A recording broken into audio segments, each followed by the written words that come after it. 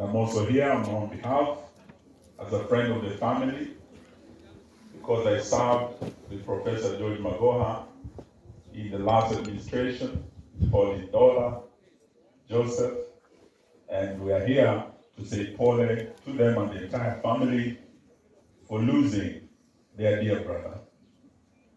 Indeed, it's not normal to find two brothers dying almost at the same time, to have them lying at Lee's funeral at the same time. It was very tragic. I was recently in Alupe, Busia, with Joseph when we were having the first graduation of Alupe University. And when I saw him, I asked him about my good friend, Professor George Magoha. And Joseph joked and said, "Oh, you're a good colleague.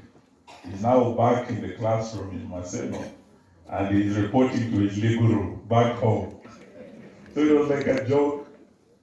But little did I know that in another few days or hours, this country would hear of the tragic death of the good Professor George Magoha and his brother Richard. Indeed, though we are all here to condole with the family, we cannot say we know your pain. And the tragedy that has befallen your family reminds me of what James Baldwin once said in his book, Fire Next Time, that you do not know the meaning of pain, you do not know the meaning of torture.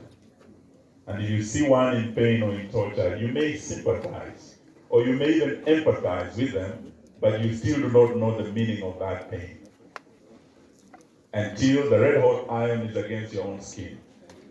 For the Magoha family, we were with Professor when you lost your brother Charles. I think that was 2021. In 2022, you lost Richard.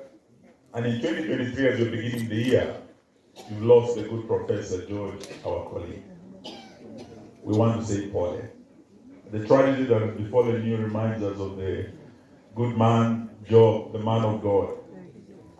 And to see you so strong, to hear you speak, I listen to Obare, I listen to Joseph. The courage that you have shows the faith that you have in God as a family. And we want to thank the Catholic Church to have all these priests come here to bury one person. Also shows how strong the faith of this family is. And we thank you, Reverend Priest Fathers, for being here to condole this family. So allow me to first of all give the President's message of condolence, and to also say, apart from this message of condolence, the President sent us to sit with the family and to support the family. He also did send his personal donation of 2 million shillings to help with the family. And as cabinet colleagues, we also raised 1 million shillings to help this family. Because they've been through a lot from America to here. It's been a long, hard journey for them. And we want to assure you that President Uhuru Kenyatta and his team will stand with you. After today, we'll still come back because we know that on 11th, you will be burying your brother, Professor George Magoha. And we're here to assure the family that you will not be alone. We'll stand with you. I was only sent here to represent them today. But on 11th of February, we are going to be all here to ensure that we give our good professor a dignified send-off. But for today, we just want to thank those who are in America for all that you did, the committees that have worked here at home to give Professor Richard a dignified send-off. Because our colleague, Professor George Magoha, was himself organizing this funeral. We didn't know he was going to also go with his brother. So Pauline Sananda, allow me to give the President's message before I also give a message of condolence from myself. Message of condolence to the family, relatives, and friends of the late Professor Richard Alex Nyabera Magoha. It is with grief and a deep sense of loss that I send you this message of condolence and encouragement following the death of Professor Richard Alex Nyabera Magoha. The death of a great professor is a big loss, and cast a huge cloud of pain and sadness over our nation. However, in our very lowest moment, let us reflect on what God says in His Word. I would like us to draw comfort from the Holy Scriptures in 1 Corinthians chapter 1, verse 3 to 4, which says, "Praise to the God and Father of our Lord Jesus Christ, the Father of compassion, the God of all comfort, who comforts us in all our troubles, so that we can comfort those in any trouble with the comfort we ourselves receive from God.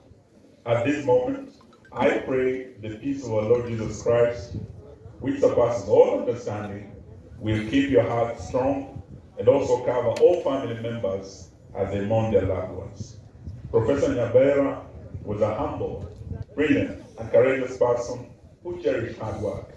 His diligence enabled him to shine in whatever he put his hands on.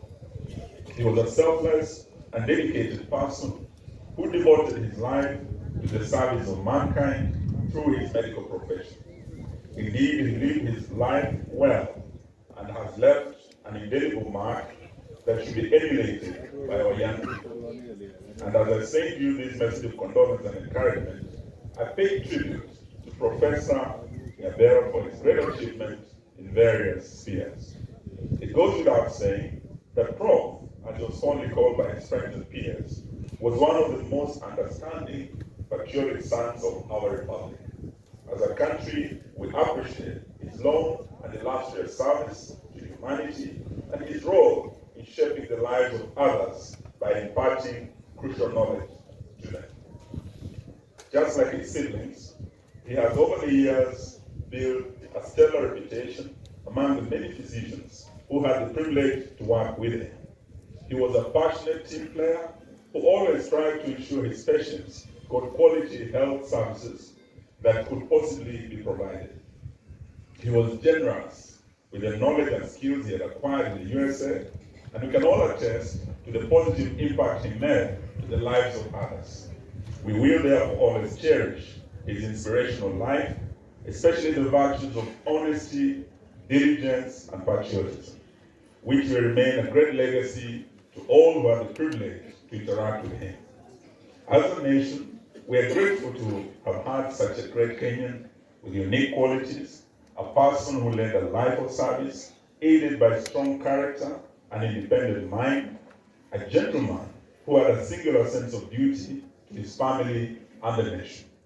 As we celebrate his life and achievements, let us draw comfort from his Lord's word in Psalm 18, verse 28, which says, "You, Lord, keep my lamp burning. My God turns my darkness into light." To Mama Janela Cheng, Magoha, the children, the wider Magoha family, may the Almighty God give you the comfort, peace, and courage to bear the tragic loss.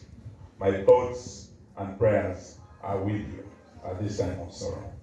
May the Almighty God rest the soul of Professor Richard Alex Nyabera Magoha in eternal peace. Signed Uhuru Kenyatta, CGH, 4th President of the Republic of Kenya, the 28th of January, 2023.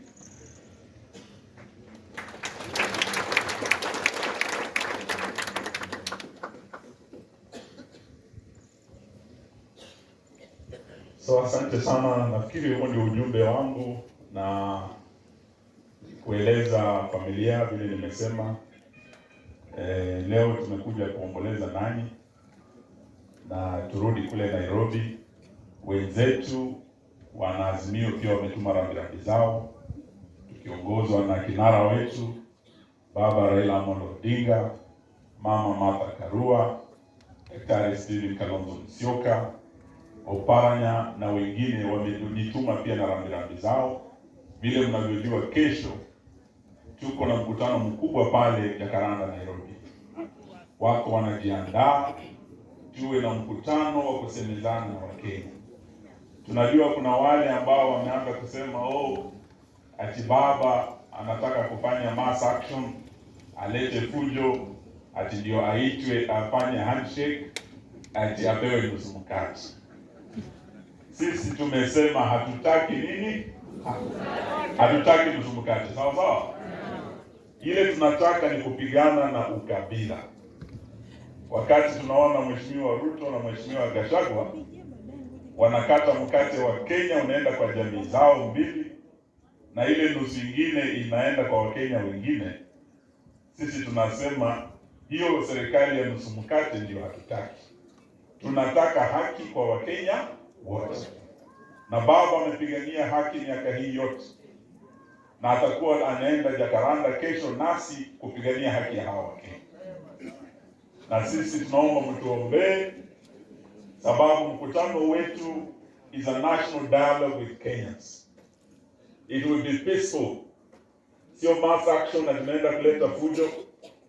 Wakenya wako wanalia na wanauliza baba awasikize na awasaidie.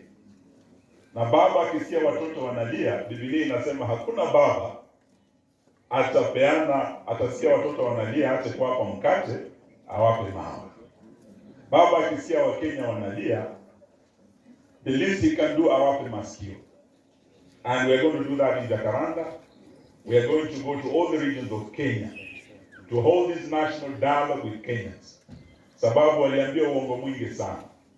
Wakati wa kura walisema eti handshake ndiyo iliharibu uchumi.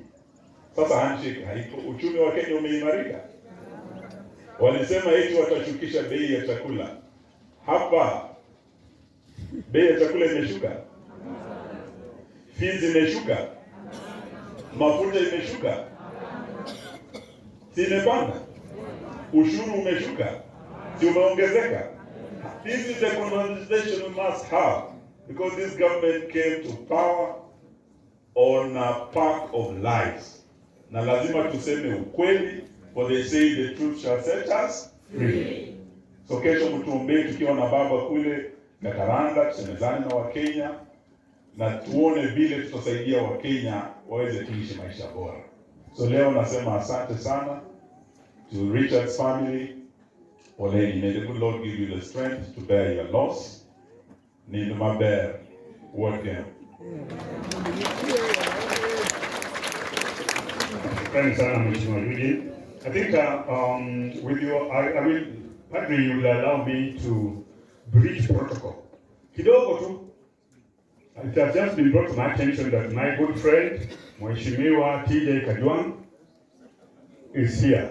TJ. As we wait for TJ, Millie Odhiambo also sent her message of condolence and sent her sister. Kama TJ hayuko basi, then I'll move to the next one. JT. Okay, JT also is with us here, the son of the soil, a very true son of the soil. Kijana ya daktari.